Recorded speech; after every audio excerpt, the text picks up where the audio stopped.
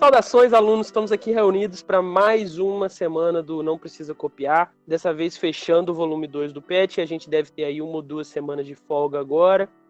Folga para quem tem que fazer atividade do PET, né? Porque a gente está muito animado com o podcast, então a gente está a fim de fazer mais uma edição daquela de episódios especiais, que nem a gente fez Sócrates e os Sofistas com a Dani. A gente vai ver ainda exatamente o que a gente vai fazer. Só que enquanto isso, nós vamos hoje falar de Foucault. E eu tô aqui reunido com meus 2 grandes amigos, Rodrigo R. de Carvalho, o normalista. Olá. E meu querido amigo Fagner, que eu tinha me esquecido, está fazendo licenciatura de letras. Olá, tudo bem? Então, antes de começar, a gente tem nossas redes sociais. Rodrigo, quais são elas? Facebook, Instagram e o Twitter. Facebook, só vocês colocarem o nosso nome, não precisa copiar. Instagram e Twitter, N precisa copiar. Eu queria deixar registrado aqui para os amigos twitteiros que odeiam Fleet, né, que é o Stories do Twitter, que a gente não apoia o uso de Fleets aqui nesse programa. Só que como Fleets é o Stories do Twitter. Caralho, eu nem não aprendi apoia, a mas usar eu tô Stories usando ainda. Então, o problema é que a gente vinculou o Instagram ao Twitter, que o Instagram a gente apoia o uso de Stories do Instagram. E aí, como foi vinculado, as duas coisas estão juntas, entendeu? Então a gente não apoia, mas a gente está usando, que é basicamente um resumo da política brasileira. Fagner, tem algum recado essa semana? Alguma coisa? Então, Alguém falou alguma coisa? Alguém xingou? Não, ninguém xingou essa semana. A Gabriela fez o meme, a gente já falou do meme no episódio de Loki, só que a gente deu uma orelhada aí porque a Gabriela é do 2º ano e esse programa é do 2º ano. Então a gente vai convidar a Gabriela para escutar o programa do 3º ano, que é sobre Loki, e lá vai estar o comentário sobre o meme que ela fez. Que fique claro que a gente não deu orelhada nenhuma, que a Gabriela é sua aluna, então você que disse que ela era do 3º, eu também não tenho nada a ver com isso. Eu não falei que ela era do 3º, não. Vamos lá então, né? Hoje, como eu disse, o assunto é Foucault. E para abrir o tema hoje, a gente não vai começar com o Fagner, que, como bom católico, entende bem mais os conceitos de Foucault, então ele vai ficar com a essência do episódio ali no meio. Quem vai abrir hoje é o Rodrigo, com o seu tão querido contexto histórico, que normalmente ele começa sempre falando assim: vocês sabem, eu não gosto de falar as causas históricas do pensamento. Eu vou ter que suprimir isso só pra não ficar... Você não tem razão. Só para não dar gosto ao cão, né? Exatamente. Então, Eu falei isso em 2 episódios, que barbaridade. Mas você ia falar o 3º, não ia? Não vou poder mais, Fábio. Quando eu achei me resignar. Quando eu achei que eu ia fazer a parte 1, eu tinha preparado para poder começar assim, né? Em honra ao Rodrigo, eu ia fazer uma referência a ele. Mas aí, como teve um golpe de novo, eu perdi a parte 1, fui para 3. Então eu tive que fazer essa menção honrosa aí da estilística do nosso amigo Rodrigo. Então eu vou deixar agora vocês na mão do Rodrigo, que vai fazer essa introdução histórica aí desse momento de transição, modernidade e a infame pós-modernidade. Antes da gente começar, a gente tem que fazer um pequeno meia-culpa. Esses pensadores da tradição do século XX, a gente teve uma formação limitada neles. Por exemplo, eu estudei muito os analíticos e os pragmatistas com o Vicente, com o Ronaldo, com o Almeder. Só que eu tenho muito pouco conhecimento aí dessa tradição posterior ao existencialismo ali dos fenomenólogos, Merleau-Ponty, o próprio Foucault, esses pensadores franceses aí desse chamado pós-modernismo, né, que tem várias disputas. A gente tem uma formação limitada neles, porque a gente, ao passar pelas etapas do curso de filosofia, a gente foi muito atraído pelo pensamento moderno que foi representado na nossa faculdade por professores como a Nathalie, que a gente trouxe aqui, mas também o Dreher, o Humberto. Então a gente gostou muito dessa filosofia moderna, tanto a inicial quanto a tardia, dos desdobramentos do pensamento empirista, racionalista, o Kant e os que vieram depois. E a gente se formou nesse ambiente, que tinha esses ótimos professores desses assuntos, ficou ali, fez grupos de estudos ali, pegamos bolsas ali. Então, o grosso do nosso tempo, a gente estudou mais coisas relacionadas a isso. E eu com o pé também na antiga. Então, a gente tem uma formação limitada na Idade Média, a gente tem uma formação limitada nas chamadas filosofias orientais, a gente tem uma formação limitada nesses pensadores da modernidade tardia ou da pós-modernidade. Dito isso, a gente consegue ler um texto, entender e tentar explicar para vocês. Então a gente vai tentar fazer isso aqui hoje, só que a gente está justamente deixando claro que nós não somos nenhum tipo de especialista disso, E a nossa situação, o nosso bairrismo com essa filosofia é tão grande que a gente não tem nenhum amigo que a gente conheça que a gente possa chamar para falar aqui em nosso nome sobre esse assunto.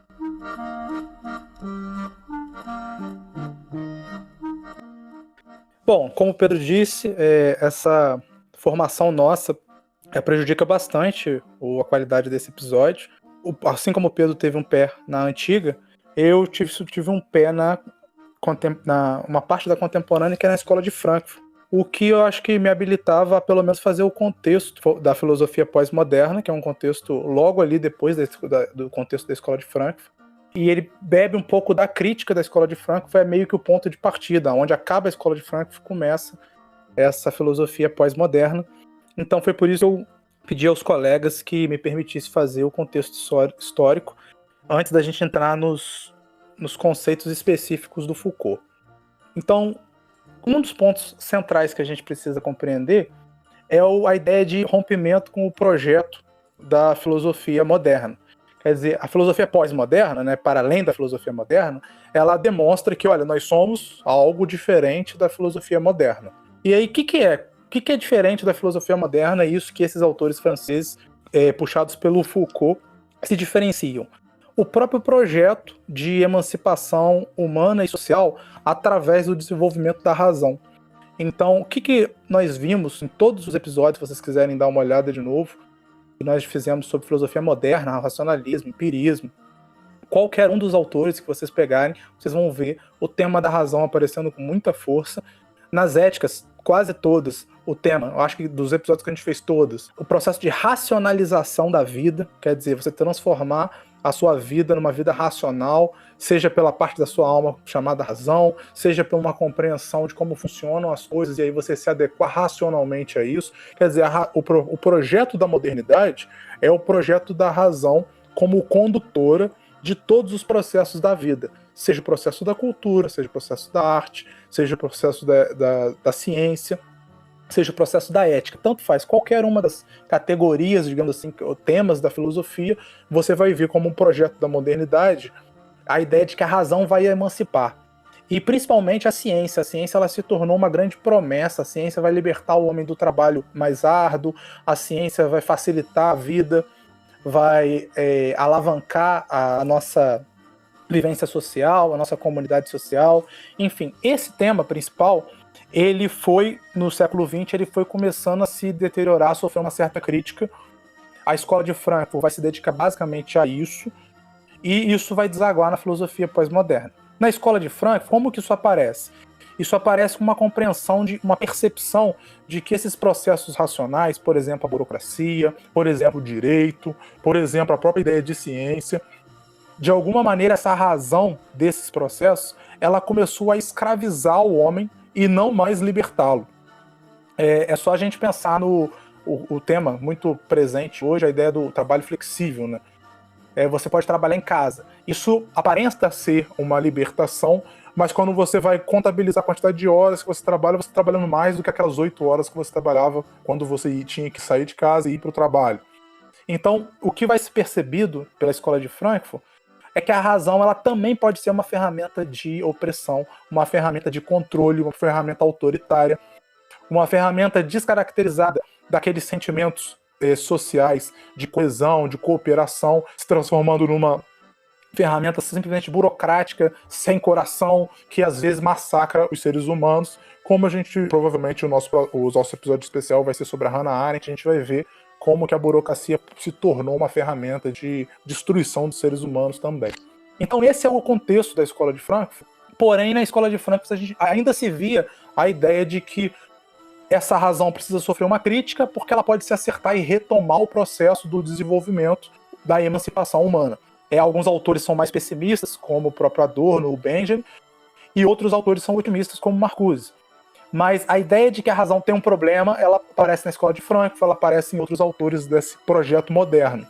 Só que quando a gente faz a passagem para os pós-modernos, eles vão romper totalmente, eles vão falar, olha, o problema é justamente esse projeto da razão.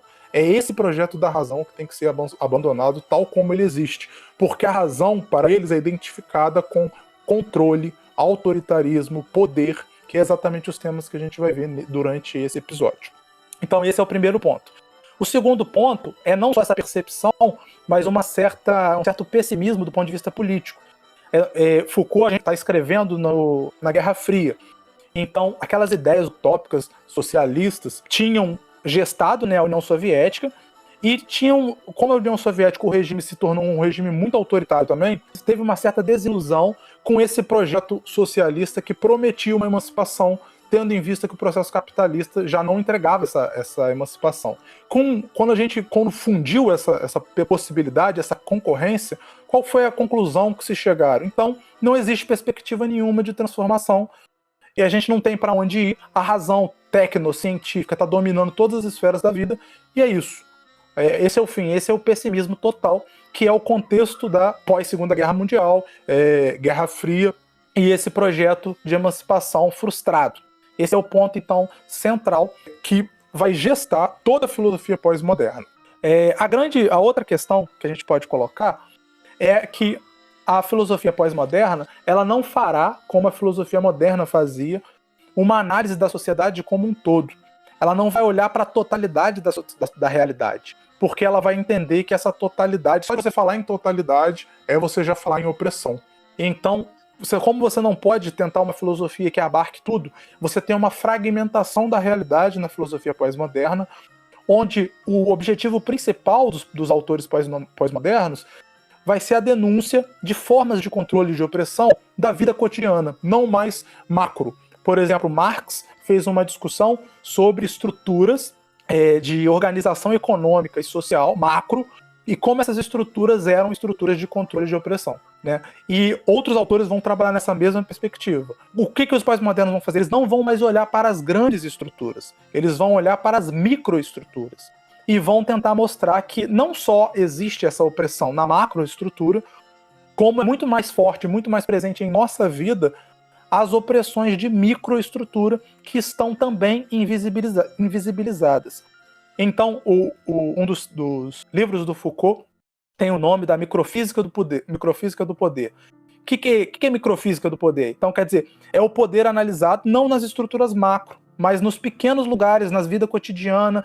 Ele tem lá o texto que a gente vai falar um pouco disso aqui. Quer dizer, como que o poder aparece na gestão das escolas, como que o poder aparece nos manicômios, como que o poder aparece dos presídios. Não só na estrutura do Estado como um todo, mas nas relações do agente penitenciário, do diretor de escola, do psiquiatra, como que o poder é utilizado e usado nessas estruturas. Então, o que a gente tem nessa perspectiva pós-moderna?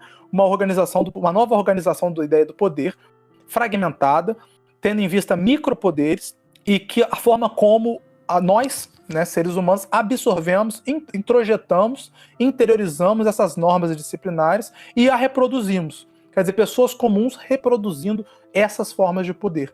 Esse vai ser o tema fundamental que vai aparecer em Foucault, e os outros autores pós-modernos vão escolher outros lugares onde o poder está presente, está sendo usado.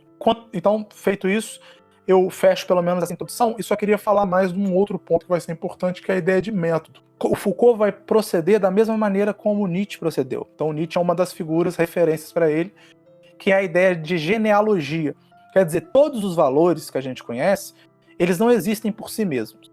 Eles foram criados em algum momento. Nietzsche usa esse método para mostrar que o cristianismo, a moral cristã, ela não é eterna. Ela é datada de um momento específico onde foi decidido, de maneira de disputa de poderes, quais são os valores que a sociedade devia ter.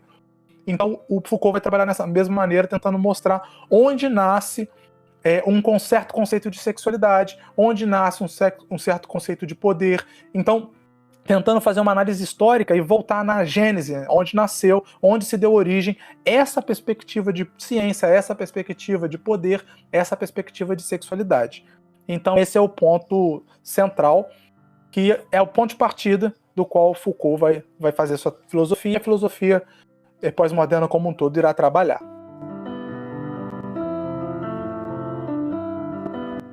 Para começar a explicar a filosofia de Foucault, vamos começar com a pergunta que eu acho que é o principal motor da filosofia dele, que são: quais são as condições para que alguém pode ser chamado de sujeito? Para pensar essa pergunta, a gente vai ter que pensar que existem pré-requisitos, algumas condições, algumas características que as pessoas têm que cumprir para que ela possa se enquadrar no conceito de sujeito, para ser reconhecido enquanto um ser humano pleno, enquanto um ser humano normal, alguém que é são da cabeça, alguém decente. Essas condições, o Foucault identifica que elas variam com o tempo.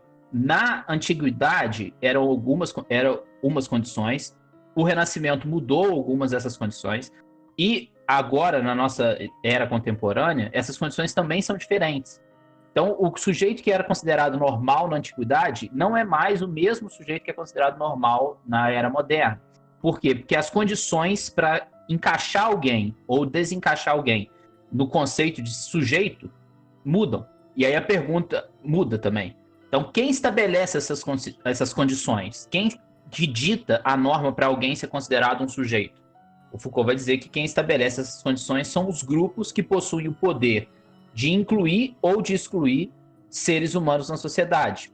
Se você domina quem é reconhecido como um ser de direitos, alguém que pode ser enquadrado como um ser humano, como um comum, você também pode manipular essa definição para incluir e, principalmente, para excluir comportamentos que você não considera bons para você. Então, vamos traçar um exemplo da escola. Imagina que você é capaz de determinar quem vai se matricular e quem não vai se matricular na escola que você vai estudar. Imagina que você é o responsável pela aceitação ou negação dos pedidos de matrícula. É você que vai fazer as regras de quem entra e quem não entra na escola.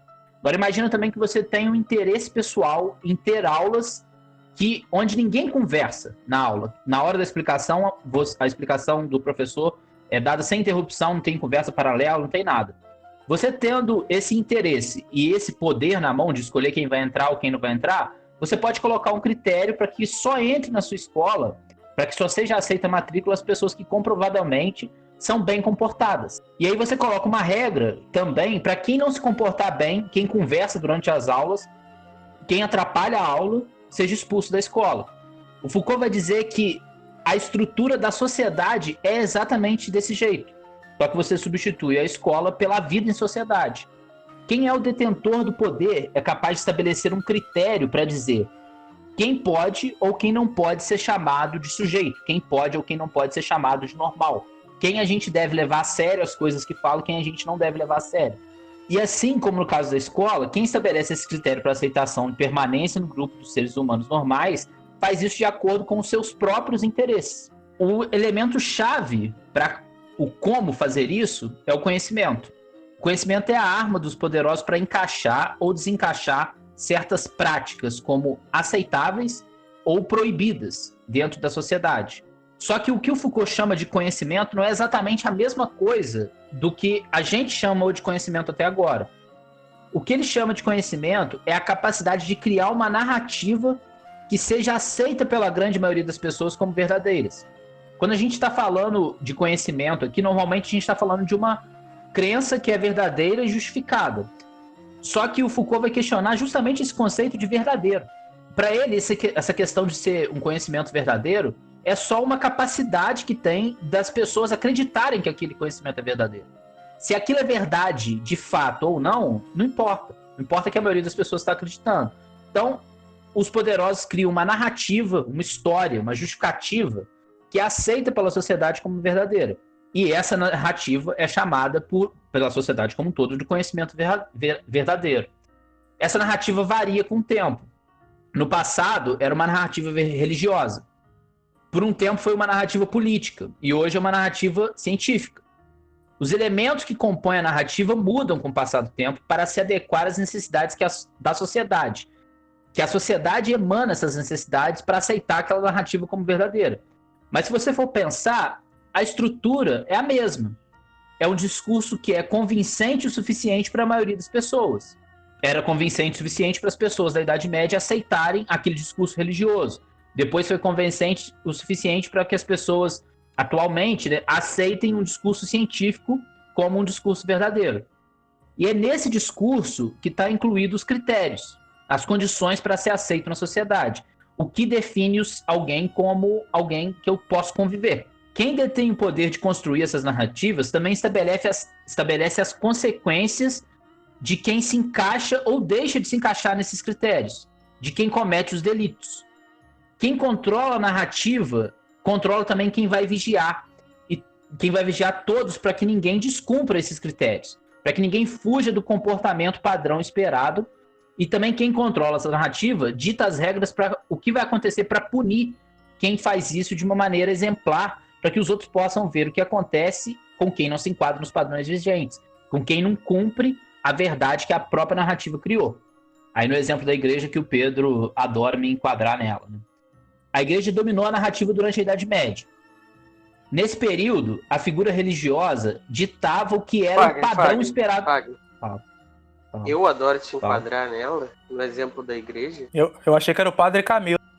Você foi batizado na igreja, se crismou na igreja, primeira comunhão. Você casou na igreja, seu filho, quando ele vier ao mundo, vai ser batizado na igreja e eu serei padrinho. E você vem dizer... Não pode ser que você não crismou, Pedro. Já aviso o Padre Camilo já, que o Pedro não pode ser. Eu vou lá na igreja, lá e crismo, meu irmão. A parada é, eu não tô te impondo nada. Você que tá sendo católico aí. Não sou eu, não. Não vem com esse papo, não. Você só faz questão de lembrar e de me vender a imagem como se eu acreditasse realmente nas coisas que eu explico.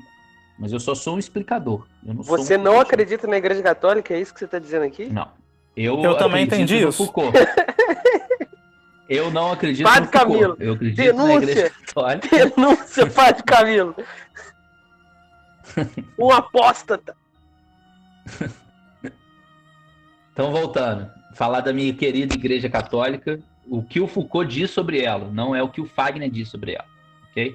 Então, o Foucault, colocando o exemplo da estrutura que ele descreveu, aplicado à sociedade da Idade Média, quem dominava a narrativa nessa sociedade era a igreja católica, a mesma que eu faço parte hoje. Nesse período, a figura religiosa, ela ditava o que era o padrão esperado para as pessoas normais. Vigiava, ela era também quem vigiava, julgava e punia quem saía desse padrão. Então a igreja fazia um discurso, eu espero que as pessoas normais sejam uma família padrão, com marido, mulher, criança. O marido sai para trabalhar, a mulher fica em casa tomar conta da casa. Quem sai desse padrão? Quem vai ver quem saiu desse padrão? A própria igreja. Quem vai julgar qual é a pena por sair desse padrão? A própria igreja. Quem vai punir? A própria igreja. Então ela dava as punições mais graves de uma maneira pública para que isso se tornasse um exemplo, para que o restante da população visse qual eram as consequências de sair do padrão que o discurso que a igreja tinha promovido, tinha estabelecido. O discurso dessa época estabelecia que existia uma entidade, um Deus. O Deus que estava vigiando o tempo todo, analisando cada momento de acordo com a normalidade exigida naquele período. Então, só para ficar de caráter de exemplo, se você pensar a sociedade na Idade Média, a igreja criou a narrativa toda baseada num discurso religioso. Só que na modernidade, principalmente o Foucault aponta no período iluminista, a gente passa por um momento de alteração e exaltação da racionalidade. Então, com essa nova narrativa entrando no mundo, de exaltação do viver e não mais do medo de morrer, de exaltação do que a gente passa aqui, e não mais do que a gente vai passar no paraíso ou no inferno, a gente tem uma racionalização do comportamento como um todo. E aí os métodos de controle têm que mudar para se adequar a essa racionalização. Os grupos que vão ditar o discurso também têm que mudar. E aí a gente chega até uma leitura que ele faz da sociedade atual. Atualmente, quem dita esse discurso, esses outros centros de poder, são os grupos que ditam o padrão que é aceito na sociedade. O Foucault aponta que são os grupos que detêm o capital financeiro para propagar o discurso que mais interessa a eles. No caso, é o discurso da produtividade. Quem não se enquadra nesse padrão, quem é improdutivo, que esse discurso da produtividade, quem não se enquadra nele, quem não aceita esse discurso como verdadeiro, é punido com um isolamento social. O isolamento social é diferente da punição da Idade Média, que era uma punição física. Por quê? Porque a exigência das pessoas mudou. O conteúdo do discurso mudou, mas se você for olhar a estrutura dele, é ainda a mesma. É um padrão de ser humano ditado por um discurso que é aceito como verdadeiro como um todo. E ele ainda tem o mesmo esquema de vigilância constante e um sistema de punições. O poder, para o Foucault, se a gente analisar esses dois exemplos, ele deixa de ser representado como uma relação única, como era visto antes, como, por exemplo, na relação entre o Estado e o cidadão. O Estado detinha o poder e o cidadão obedece. Ou como era na relação, sei lá, entre patrão e funcionário. O patrão detinha o poder e o poder é exercido sobre o funcionário. O Foucault concebe, fazendo esse desenho, o poder como um feixe, algo que é multifacetado, como se fosse uma teia. Ele é diluído através de um discurso que é aceito como verdadeiro por toda a sociedade.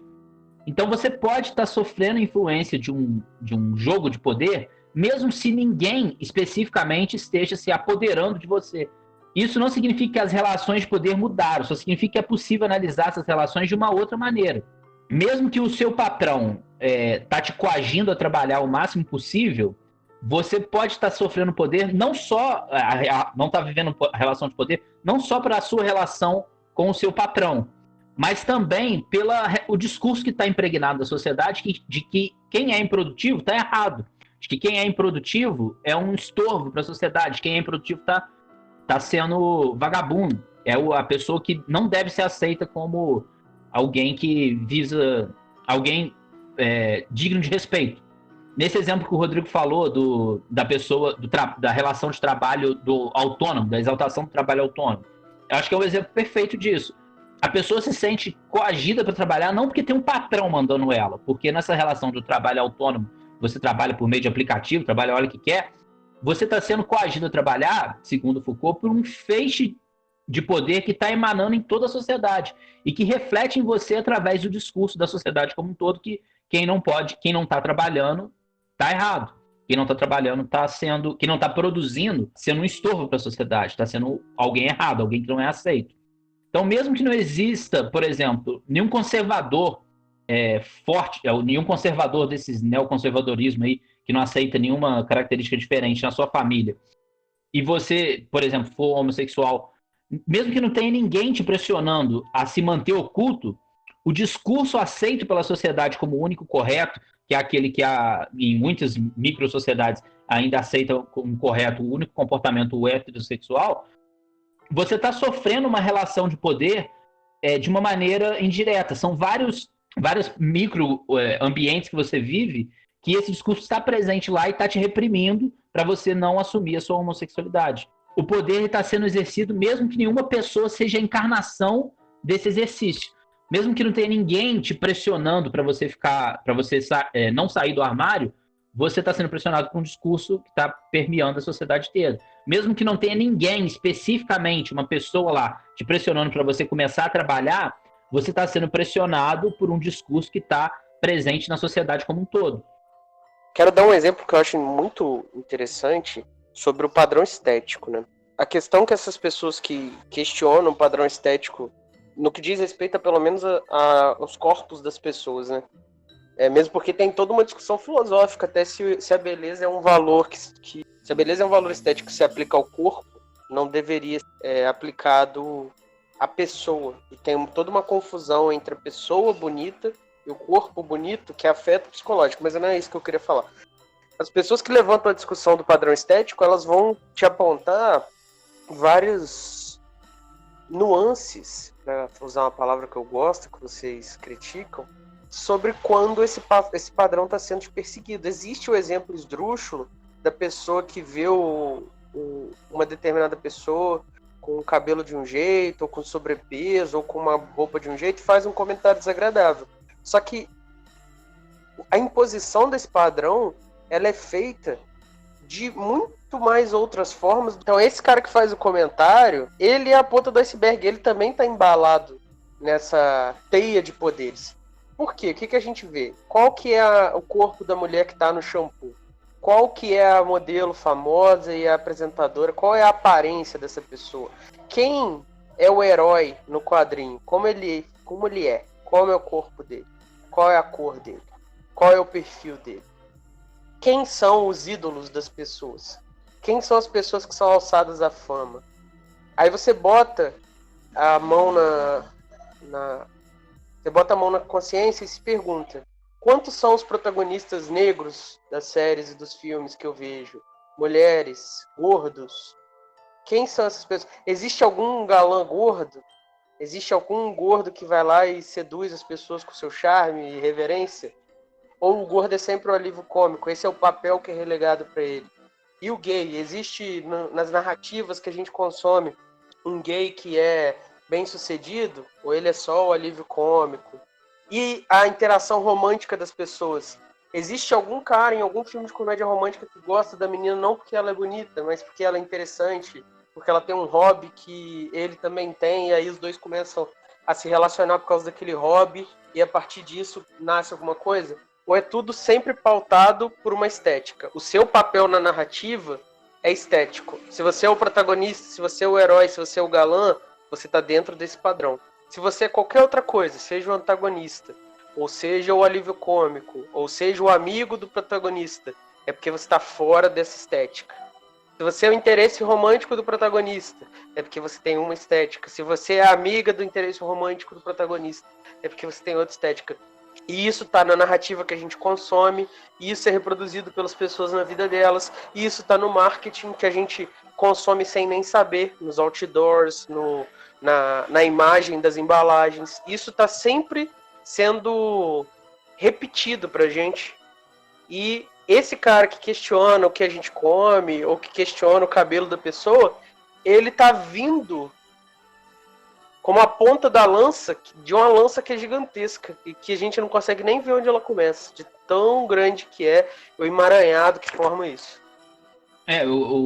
Um caso que eu lembro, Pedro, que me fez pensar nisso, foi uma vez que o cara galanzão de novela, Cauã Raymond, ele tinha sido fotografado naquelas paradas de o cara sai para caminhar e é fotografado, sacou? Ele tinha saído para ir nadar num período lá que ele tinha acabado de ficar solteiro, e aí ele foi com uma mulher, e aí os dois pularam na água, ficaram lá conversando, nadando, depois saíram da água de mão dada e tudo, só que a mulher era gordinha. Os títulos da matéria não indicavam que aquele ali era um possível par romântico para ele. Era só assim, Cauã Raymond vai nadar com uma amiga na praia. E, assim, se fosse um padrão estético que fosse aceitável como um par romântico para ele, o título da matéria seria outro. Tanto é que, 2 semanas depois, ele foi visto num outro evento com uma outra mulher que tinha esse estereótipo do par perfeito para ele, e o título da matéria foi justamente isso. Cauã Raymond é visto com um novo interesse, com um novo afir, né? E então, só até numa parada que extrapola o discurso ficcional, extrapola o filme, mas pega uma celebridade da vida real e essa mesma estrutura é colocada ali em cima da vida real da pessoa. As pessoas não conseguem, às vezes, conceber que o cara que é um galã de novela pode ter um interesse romântico em uma pessoa que não está no padrão pré-estabelecido de beleza. Você imagina agora essa situação do Cauã Raymond se fosse uma situação na escola. Não precisa ninguém chegar numa menina que está fora dos padrões e falar assim, aquele garoto ali que parece o Cauã Raymond, você não tem uma chance com ele. Não precisa. Porque esse negócio está tão impregnado que ela mesma, quando ela olha esse menino, ela pode até querer ele, mas ela vai pensar imediatamente, eu não tenho uma chance porque eu não sou a mulher para ele, porque ela tá emaranhada nessa rede aí de reforço, essas pequenas violências psicológicas que esse padrão acaba impondo. Que tá desde o título da matéria até como as pessoas se veem. Uhum. E isso também é a teoria do poder do Foucault já é uma resposta para aqueles comentários assim, mas você sofreu realmente preconceito? Quando alguém fala assim para uma menina que é feminista, qual foi a vez que você foi vítima de machismo? A teoria do Foucault explicita isso, esse tipo de coisa. Talvez a pessoa nunca foi vítima diretamente, nenhum homem chegou para ela e impediu ela de fazer alguma coisa especificamente. Mas a narrativa que o homem é visto como o padrão, o centro da sociedade, aquele que toma a decisão, e que a mulher é colocada no segundo plano, está o tempo todo no ambiente daquela menina, daquela mulher. Então, ela, mesmo que nenhuma pessoa nunca tenha chegado, apontado o dedo na cara dela e falado que ela é menos por ser mulher, ou o cara é menos por ser homossexual, ou que é menos por ser negro, ou é menos por ser gordo, ou qualquer outro coisa desse tipo que não se encaixa no padrão, mesmo que ninguém que tenha lá apontado o dedo na cara da pessoa, essa estrutura de padronização do que é aceitável está presente na sociedade como um todo. Então, a pessoa, às vezes, essa relação de poder exerce uma força muito maior no psicológico das pessoas do que exerceria se fosse uma pessoa só oprimindo aquele pequeno grupo ali diretamente. Então, Foucault vai estabelecer que existem exemplos práticos que são muito evidentes de grupos que não se enquadram nesse padrão, como, por exemplo, os criminosos, portadores de doença mental. Só que o Foucault mostra que essa estrutura vai muito além do que a gente consegue identificar logo de cara como desvio de comportamento. Se você pensar a sociedade como um círculo social, existem as pessoas que estão no centro desse círculo social, que são aquelas que se enquadram melhor no padrão aceitável, e existem aqueles que estão mais afastados do centro, que já estão próximo do limite do aceitável. Seja por condições extremas que as pessoas chegaram nesse limite do aceitável, ou seja pelo momento crucial do seu desenvolvimento, como o caso, por exemplo, de uma criança. Ela ainda não absorveu completamente esse discurso padronizado do que é aceito como verdade. O outro exemplo do extremo é um presidiário, que é alguém que se enquadra, que não se enquadra mais nesse padrão aceitável do comportamento normal, mas em algum momento ele deveria se enquadrar ou se enquadrou, mas naquele momento que ele é um presidiário é porque ele não mais se enquadra nesse padrão aceitável. Esses dois grupos são exemplos do extremo, do que é aceitável pela nossa sociedade. Então Foucault vai dizer que para reforçar a ideia da necessidade de se enquadrar nesse padrão, quem está no extremo da sociedade, eles são colocados em instituições que foram pensadas para refletir essas estruturas de vigilância constante, que enquadrar a pessoa como alguém que aceita pacificamente aquele discurso como verdade. E aí ele vai entrar na discussão da arquitetura do presídio e da escola, por exemplo, que é um dos temas que aparecem mais força no tema. Nesses locais, essa arquitetura transmite a ideia de que você está sendo observado o tempo todo. Na prisão, a gente tem um pátio no centro da prisão, e esse pátio é rodeado de celas. Do centro do pátio, é possível você observar todas as celas. Porém, quem está dentro da cela, ele não consegue saber se ele realmente está sendo observado naquele momento. Pensando na escola que eu trabalho, é como se a estrutura da escola é exatamente assim. Ela tem as salas dos dois lados e o pátio no meio. O diretor passando, ou uma pessoa passando pelos corredores, ele conseguiria ver os alunos ali dentro, né? Nos dois casos, tanto da escola quanto no presídio, a gente tem, dentro do funcionamento dessas duas instituições, uma disciplina muito rígida. A gente tem horário para entrar na sala, ou na cela, né? Horário para comer, horário para conversar, lugar para tomar sol, uma hierarquia com os responsáveis pelo controle do comportamento, no caso da escola, os supervisores, os professores, e a ideia fixa que existe alguém te vigiando o tempo todo. Essa pessoa que está te vigiando o tempo todo é o professor, o diretor ou o carcereiro. O objetivo nas duas instituições é formar sujeitos domesticados, dóceis, disciplinados, alguém que está se esforçando para se enquadrar dentro da normalidade. Voltando lá naquela imagem do círculo social, alguém que está muito próximo de sair do círculo e que essa instituição faz um esforço para ele poder voltar a ser aceito na sociedade. Quem não cumpre o regulamento, seja da escola ou do presídio, é punido. E nos dois casos, a gente tem um princípio educativo sendo exercido. Para enquadrar pela primeira vez a criança no modelo padrão do ser humano, e no outro caso dos presidiários, para reenquadrar outros seres humanos nesse padrão. Essa punição, embora presídios e escolas existam no passado tempo, a punição e o jeito de vigiar também muda de acordo com o discurso. Durante a Idade Média, a punição era física, do mesmo jeito que eu falei antes, né? O corpo do preso era mutilado em praça pública. A bruxa era queimada viva. Só que a racionalidade da modernidade mudou esse conceito. Antigamente, o aluno era agredido fisicamente pela palmatória. Agora, a gente tem punições mais sofisticadas, que batem no psicológico da pessoa, que é justamente o fator que é mais evidenciado na modernidade. O iluminismo deslocou o centro da discussão filosófica para o lado da razão, e com isso o sistema de punição, de vigília, também passa a ser algo racional. O preso moderno, que não cumpre as regras, ele não é mais agredido fisicamente. Ele vai para a solitária, ele perde o banho de sol, ele perde o direito de receber visita, ele perde o contato com os presos que ele gosta, ele é trocado de cela. O aluno que não cumpre o esperado dele, que não tira nota boa, que faz bagunça na sala, ele não apanha mais igual antigamente apanhava na época da palmatória. Agora ele é expulso da sala, ele fica de recuperação, ele repete de ano, ele é taxado como burro.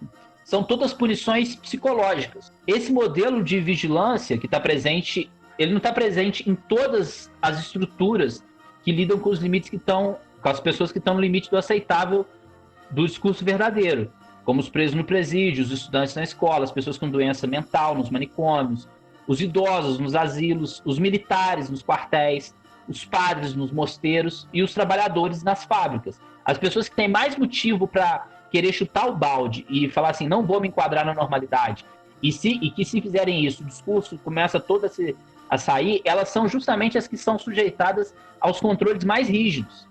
E a gente pode ver essa estrutura até fisicamente nessas instituições. A gente consegue ver a arquitetura do presídio sendo refletida na arquitetura da escola. E nessas instituições que são voltadas para os casos mais extremos, né, ela está muito explícita. Só que essa mesma estrutura, Foucault vai apontar que ela está de uma maneira menos explícita nos ambientes onde o controle não é mais tão necessário, onde a maioria das pessoas já aceitou o discurso e já se enquadrou na normalidade, mas a estrutura ainda está lá como uma maneira de vigiar e de reprimir até os menores desvios, né? Ela está, por exemplo, na estrutura do Estado, que é o que fundamenta a existência das leis, por exemplo. Ela está na estrutura familiar, sustentando o domínio que os pais exercem sobre o comportamento dos filhos.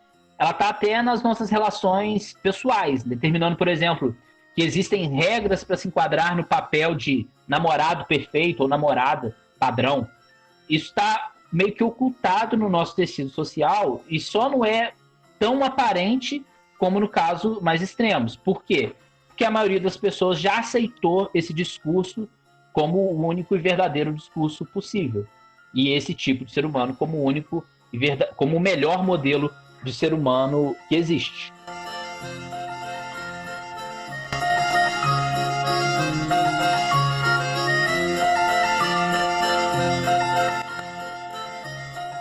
Então, gente, antes da gente terminar, o que a gente tem aqui, a partir disso que o Rodrigo falou da pós-modernidade, que o Wagner falou do Foucault? A gente tem aqui, em primeiro lugar, uma negação da racionalidade como a tradição filosófica já colocada. Essa negação da racionalidade como era colocada pela tradição filosófica, ela já tinha acontecido no passado, só que ela gera justamente consequências. Eu vou retomar aqui com vocês os juízos de fato e os juízos de valor. Os juízos de fato, eles vão te dizer o que é e o que não é. Então você diz que a parede é azul ou a parede não é azul. Não tem uma questão de gosto ou de padrão aqui. É uma questão de olhar os fatos que você pode dizer que são ou que não são. Mais simples possível. Agora, o juízo de valor, ele requer, para funcionar, a estipulação de um padrão. É o padrão, e aqui eu não estou defendendo um padrão estético, ou não estou defendendo um padrão moral. Mas você só pode dizer se uma coisa é boa ou ruim, só pode dizer se uma coisa é feia ou bela, se você tiver um padrão pelo qual você vai avaliar todas as demais coisas. Então, o padrão do Aristóteles era a simetria. Então, o que é simétrico é belo. Aí a gente consegue dizer isso é feio, isso é belo. É claro que a experiência empírica, a experiência prática das pessoas, a vivência das pessoas é muito mais confusa e tem muito mais questões em jogo do que simplesmente impor uma regra. Eu estou tentando explicar o que é um valor. A partir disso, o que a gente tem que, por consequência, desenrolar? Uma espécie de relativismo. Qual é a diferença de um relativismo para o filosoficamente? O filosoficamente, como a gente até discutiu com o Fagner no outro episódio sobre ética, quando eu falo assim, filosoficamente, o belo é a simetria. Eu não estou dizendo muita coisa, né? Porque filosoficamente significa apenas que, a partir de certos axiomas, usando certos argumentos, o Aristóteles julgou que o belo era isso e as consequências do belo ser isso são aquilo. Quando você tem fé na razão, quando você acredita que a razão é uma ferramenta de se conhecer o mundo, você consegue desenvolver esse tipo de argumento, derivar de certos axiomas, certos tipos de consequências. Então, quando você confia na razão, você consegue não inventar, mas descobrir esses padrões a partir das suas investigações. É o mesmo procedimento que Descartes faz na epistemologia, que o Scheler faz na ética, que o Platão faz na metafísica.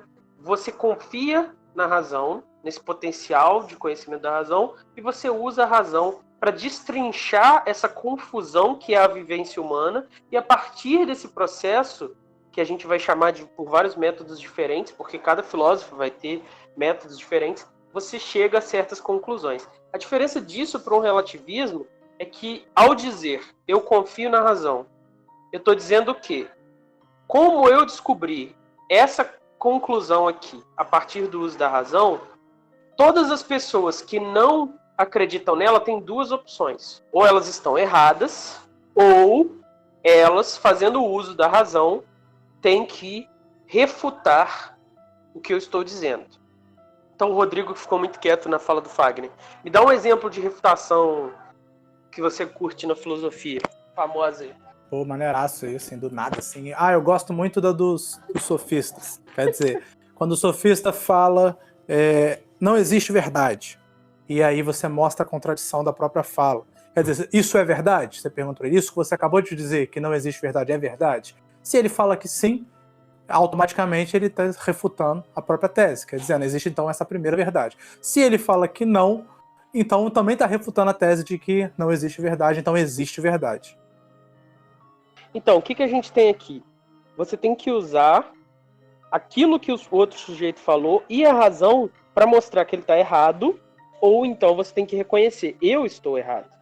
Um exemplo famoso também é o acordar do sono dogmático do Kant. Kant era um racionalista, não crítico, e aí ele lê o livro do Hume, que é um livro empirista, e ele fica desnorteado, porque ele vê que as críticas do Hume são pertinentes. O Kant não era um relativista, então ele não podia falar, eu tenho a minha opinião de que é o racionalismo, e o Hume tem a opinião dele de que é o empirismo. Então ele tem duas escolhas.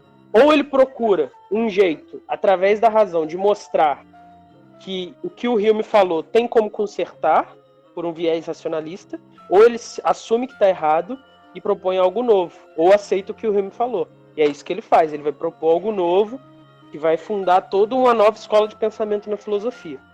Então, quando Foucault joga fora a razão, quando ele bota abaixo esse edifício, esse privilégio da razão no descobrir de conhecimentos, ele também faz ruir as instituições, ou pelo menos a autoridade das instituições. A autoridade da ciência, por exemplo, hoje, para dizer que eu tenho que ficar em casa, e que eu tenho que esperar uma vacina, que eu tenho que usar máscara, e que eu tenho que eu não devo usar cloroquina, a autoridade que a ciência tem não é a figura carismática do Átila, é a autoridade da razão. Se eu acreditasse, como Foucault, ou pelo menos como Foucault que a gente vê nos livros didáticos, se eu acreditasse, como esse Foucault dos livros didáticos, que a razão não tem esse privilégio epistemológico, então eu também não acreditaria que a ciência é, de fato, versada nesses assuntos que ela está discutindo e que o Átila, como divulgador científico, não tem, de fato, autoridade para falar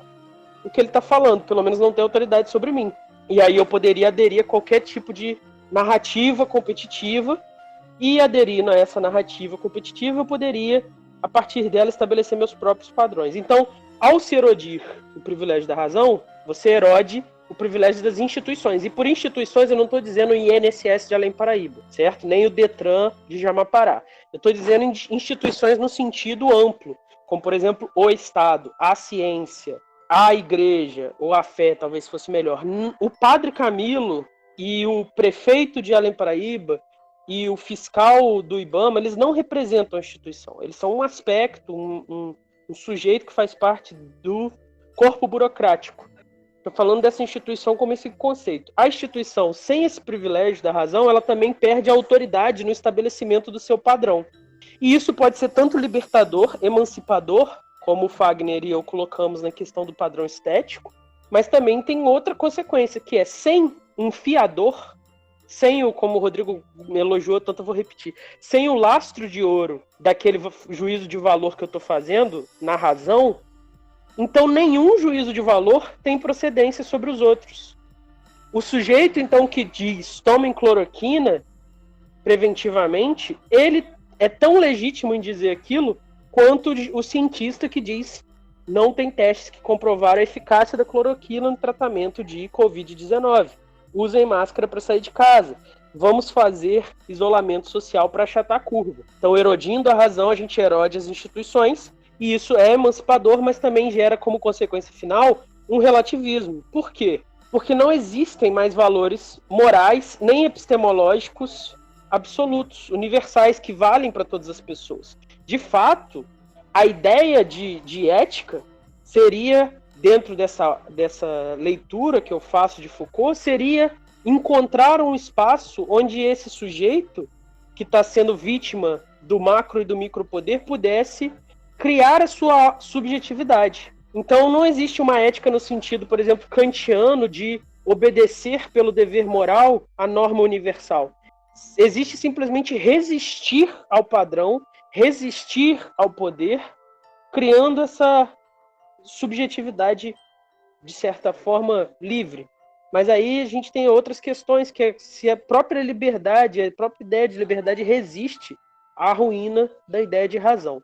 Essa parece ser uma faca de dois gumes, para usar essa frase batida já, na medida em que, de fato, o abuso, que é o que a gente discutiu, se eu não me engano, você que trouxe isso, Fagner, foi no episódio de Sartre? Foi no episódio de Sartre. O abuso dessa autoridade da razão pode trazer consequências terríveis para a vida das pessoas individuais. Mas negar absolutamente essa razão gera essa outra consequência, que é um relativismo total dos valores éticos, dos valores epistemológicos e de todos os outros subclasses de questões filosóficas que a gente tem em debate. Parece que a impressão que eu tenho é que o Foucault mira a crítica à sociedade que ele faz em um aspecto, mas ele acaba derrubando todo um outro aspecto positivo que a ciência fornecia. E quando esse discurso relativista é assumido por toda a sociedade, você já tem a licença para falar assim, não, eu acho, essa é a sua opinião, não é a minha, e eu acho realmente que a cloroquina funciona. E aí? Você caiu num discurso relativista que as duas opiniões têm o mesmo valor. Eu só não dá para conceber que eu acho que essa era a intenção dele, destruir esse status de superioridade epistemológica que a ciência estava construindo na época que ele escrevia e acabou se consolidando. Mas a questão é que, assim, a ciência que ele tinha naquela época, eu não sei se ela estava no mesmo patamar que a ciência que a gente acabou chegando hoje, mas aí eu acho que é uma outra discussão também. Eu acho pertinente colocar, gente, eu não sou um cloroquiner, tá? Eu assisto a live do Átila toda semana. Mas uma coisa pertinente a se colocar, que pode explicar, se a gente pudesse dizer a intenção do Foucault em fazer isso, é lembrar que, por exemplo, nos manuais de psicologia, até pouco tempo, homossexualismo era considerado um tipo de distúrbio, que ciência foi usada para os propósitos neocolonialistas das potências europeias na Ásia e na África. E a gente tem, por exemplo, o episódio de genocídio no Congo belga, que é todo inspirado por um processo de, entre aspas, ciência que estava sendo feito ali de segregação, separação, que gera essas consequências. Então, de fato, existe uma relação promíscua entre o poder e a ciência. Só que eu acho que é mais um caso, assim, usando a minha opinião agora, eu acho que é mais um caso de purificar a ciência do que anular qualquer uso da razão nesse sentido. Mas, de fato, o poder, se ele... A ciência não deixa de ser uma ferramenta, né, um método. Então, se o poder começar a pautar a discussão, isso tem consequências terríveis, né? Porque aí vira uma questão de interesse. Algumas pessoas vão dizer que não existe como fazer uso dessa ferramenta ou de qualquer outra ferramenta de maneira neutra. Eu nem sei se tem como não. Eu sei que certamente existe como fazer com menos influência do poder ou com mais influência do poder sobre o uso dessa ferramenta. Eu não sei se isso vai ter entrado na edição, mas na discussão que eu e Fagner estávamos tendo lá sobre o padrão estético e tal, o Rodrigo levantou a questão do que era aquilo, né? Se era uma microfísica, uma macrofísica. E aí, sobre essa questão, assumindo que a gente não herou o privilégio da razão e mantém o poder das instituições, o que a gente tem? A gente tem, então, esse exercício do poder que é feito em dois polos, né? Vai ser tanto as teorias que vão justificar esse padrão. Então, vamos ter teorias que vão justificar qual comportamento sexual é adequado, qual padrão estético é o bonito, e também as práticas institucionais, certo? E as práticas institucionais, elas vão tanto, que é o famoso título daquele livro, né, Vigiar e Punir, vão estar tanto dentro desse reforço, né, de impor essa questão, como também de punir as pessoas. E aí o Rodrigo tinha colocado o excelente exemplo, que ele ficou depois tímido. Vou convocar ele a fazer ele aqui agora. É porque a gente fica falando, o Fagner usou muito na frase dele, na fala dele, a palavra estrutura, né? As estruturas de poder.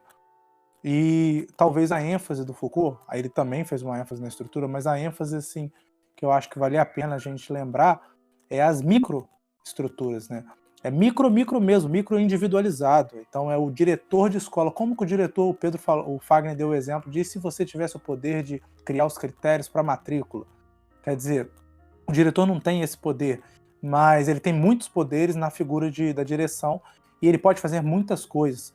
Ele pode pressionar um aluno para sair da escola, ele não pode expulsar efetivamente, mas ele pode suspender por bastante tempo, ele pode chamar o conselho tutelar. Então a forma como ele age na atividade a qual ele desempenha, a forma como ele age reflete isso tudo que nós falamos aqui. Todas essas estruturas, ele interiorizou, né, essas estruturas e ele replica elas. Então, para além do que o Estado manda ele fazer, ele, na decisão dele, no momento de liberdade dele, ele também reflete essas estruturas em sua prática. Ele também vigia, como o Fagner falou, passa pelos corredores altos, vigiando os alunos. Ele também usa seus preconceitos para punir alunos específicos, enfim. Então, como que essas estruturas são reproduzidas individualmente por cada pessoa? Então, esse que é o ponto, eu acho que a gente tem que olhar. Não é só o Estado de maneira ampla, mas como que essas estruturas de vigiar e punir do Estado, elas interiorizam e você, enquanto pai, faz isso com seu filho em casa, faz isso com a sua esposa ou com seu marido em casa. Eu acho que esse é um ponto que deve ser lembrado. E aí a questão é justamente fazer essa síntese entre o Fagner e o Rodrigo. A estrutura coloca, as pessoas preenchem a estrutura. E é importante frisar, isso não é uma questão de instituições, espaços físicos específicos. Então não é sobre a fábrica e a prisão apenas. É de todas as relações de pessoas. Sempre esse poder vai estar sendo exercido de alguma forma. Inclusive o texto que eu li falava que a investigação do Foucault vai começar olhando... A ideia era a seguinte, ele vai investigar olhando primeiro quais são os sonhos, os anseios, os comportamentos dos que estão sendo alvo dessa opressão, desse poder. Então ele não vai investigar por princípio o poder, igual, por exemplo, o Maquiavel fez e a partir disso deduziu como o poder funciona, etc. Não. Ele vai olhar quem é que essas pessoas que estão sendo alvo desse poder, como elas estão reagindo a isso. E ele vai colocar, e aí eu vou botar essa citação que tem no texto aqui, é destacada, eu consigo falar, que é para mostrar bem isso. Ó. É a citação do Microfísica do Poder. A disciplina é uma técnica de poder que implica uma vigilância perpétua e constante dos indivíduos. Não basta olhá-los, às vezes, ou ver se o que fizeram é conforme a regra. É preciso vigiá-los durante todo o tempo da atividade de submetê-los a uma perpétua pirâmide de olhares. É assim que o exército aparece. É assim que no exército aparecem sistemas de graus que vão sem interrupção do general-chefe até o ínfimo soldado, como também os sistemas de inspeção, revistas, paradas, desfiles, etc., que permitem que cada indivíduo seja observado permanentemente. Então pensa a estrutura do exército, só que a estrutura do exército não tem poder nenhum real se não tiver em cada grau dessa estrutura pessoas que vão olhar se a cama do cara lá do soldado foi ajeitada direito, o cara que vai estar na parada do exército olhando se o outro está marchando, o próprio colega que vai denunciar se vê alguma irregularidade. Por quê? Porque se ele não denunciar e a irregularidade for pega, aí é o grupo inteiro que vai ser punido, aí um começa a vigiar o outro. Vai ser o pai que vai botar para fora o filho que desvia de algum comportamento aceitável. Então vai ter esse sistema difuso de dominação, onde as pessoas vão estar sendo vigiadas para que elas não se comportem, entre aspas, mal, e elas também vão estar sendo punidas, não apenas pelo diretor, mas pelo colega, pelo professor, e etc. E até por si mesmos, né? A pessoa que não se enquadra no padrão, às vezes a pessoa fica sofrendo porque ela mesma aceita aquele discurso, aquele padrão como correto, e quando ela não se encaixa nele, ela acaba se autopunindo, né? Que isso não é um sinal que a pessoa é fraca nem nada, é só que o sistema está funcionando até naquela consciência oprimida. Aqui, só uma sugestão. Tem o famoso debate, né, do Chomsky com o Foucault, e tem no YouTube, legendado em português, para quem quiser ver ao vivo e as cores, ele defendendo suas ideias. E tem também, como exemplo, eu queria achar aqui, talvez o Pedro saiba de cor, aquele experimento de aprisionamento de Stanford, tem uma série sobre ele. Tem um filme, acho que na Netflix, é o Experimento de Stanford. Pois é. Acho que é esse o nome mesmo, né? Horroroso. Mas é ótimo para ver a estrutura de poder, como que ela introjeta. Eu quero recomendar também, já que eu mencionei o episódio, é um excelente filme, né?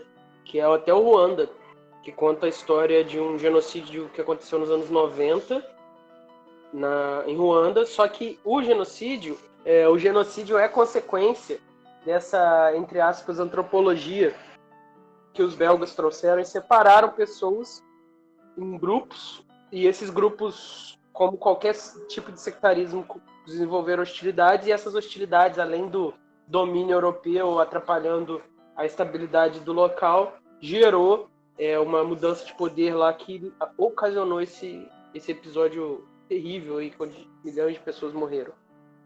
No Black Mirror tem aquele episódio, acho que é o primeiro da terceira temporada, que ele exagera um pouco essa coisa das redes sociais, e as redes sociais param de ser uma questão de recreação, né, de entretenimento, e passam a ser um regulador de fato da vida social das pessoas. Então, a partir do seu score na rede social, você ganha certos empregos, pode morar em certos endereços, pode adquirir certos bens e serviços. E o que você entrar tem ali, em certos lugares.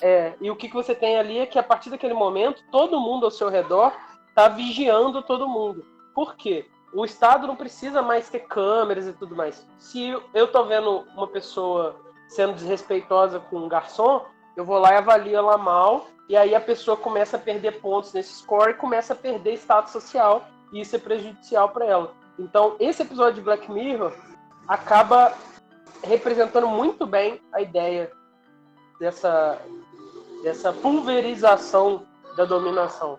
Com esse episódio de Foucault, a gente fecha mais um volume do PET, não apenas mais uma semana, mas mais um volume do PET. Foi um prazer, meus queridos amigos, e a gente se vê, então, no final do mês? Acho que é isso. Ah, não, a gente vai se ver tão logo a gente decidir como vai ser o episódio especial, mas a gente, só para dizer mais uma vez, né, Rodrigo? A gente se encontra, então, semana que vem no episódio especial, e é isso. Grande abraço. Valeu, grande abraço. Tchau, tchau. Até mais. Saudações, alunos. Estamos aqui reunidos mais uma vez para uma semana do PET, a última semana do nosso PET, e vamos fechar esse volume 2 e ter talvez aí 1 ou 2 semanas de folga antes de chegar o volume 3, onde a gente vai mandar para vocês aí uns episódios especiais que a gente ainda não decidiu exatamente o que vai rolar. Só que antes da gente fechar essa semana, vou começar isso de novo, que eu embolei as ideias na minha cabeça aqui. O Pedro usa bastante agente, né? Eu tinha reparado na última edição, e agora, sim, foi assim uma quantidade de agente. Não, um termo da língua eu posso usar, não? Pode usar nós, pode usar outras coisas, pode não falar nada, deixar aí. Rodrigo, eu fiz na prova, agora nessas últimas semanas, foi as últimas provas lá do negócio da licenciatura em português, e falava justamente disso, de uma repressão dos normalistas da língua quanto ao uso do termo agente, Olha e aí. tende a substituir o nós no futuro do mesmo jeito que o você substituiu o tu. Olha aí. Então, Pedro, Então, vamos o começar Pedro aí tá na a sofrer essa vanguarda. opressão. Não. Esse ele tá. O texto recrimina essa opressão que você está fazendo Recrimina. agora.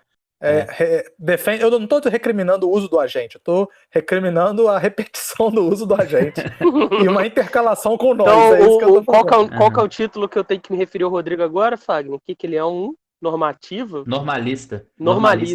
Então, É. apesar, né, o Rodrigo, que é um homem que odeia interrupções e odeia spoilers, tá aqui me Eu não te interrompendo. interrompi. Você parou pra refazer, sai fora. Tá aqui me Não aceita essa interrompendo. crítica. Então vamos começar de novo. Vamos lá. Eu queria dividir com vocês hoje, meus amigos, antes da gente falar de qualquer outra coisa, que ontem eu estava aqui na minha rede lendo e adivinha quem passou aqui de helicóptero em frente à minha casa? Foucault não, Romeu Zema passou de helicóptero e eu acho que ele mandou um joinha para mim no sentido de ouvir o podcast e apoia o trabalho de vocês. Entendi. Ou ele ouviu o podcast ou ele apoia o trabalho da gente. Eu acho que os dois ao mesmo tempo não tem muita opção. Porque se ele escutou, ele viu o quanto a gente fala mal dele, não tem muita chance. A gente não, Fagner, a gente não, você. Nossa. Você, eu não falo mal do grande Zema. Eu sei que ele veio aqui em Paraíba trazer 5 respiradores e eu achei extremamente sensacional isso. Quanto é o custo de um helicóptero sair de Belo Horizonte e vir para Além Paraíba para o cara inaugurar 5 respiradores? Era muito melhor ele ter ficado em Belo Horizonte. Podia trazer esse respirador. Ele me pagava R$400. Eu entrava no ônibus aqui, ia lá, pegava o respirador, voltava. E com o resto do dinheiro, ele comprava mais respiradores. Mas, ainda assim, fiquei muito feliz de receber esse apoio do Zema, né? Esse joinha. Assim, ele tava no helicóptero, tava meio longe. Pode ter que ele mandou um dedo do meio? Não sei. Já que a gente tem que interpretar, eu vou preferir interpretar dessa forma, né?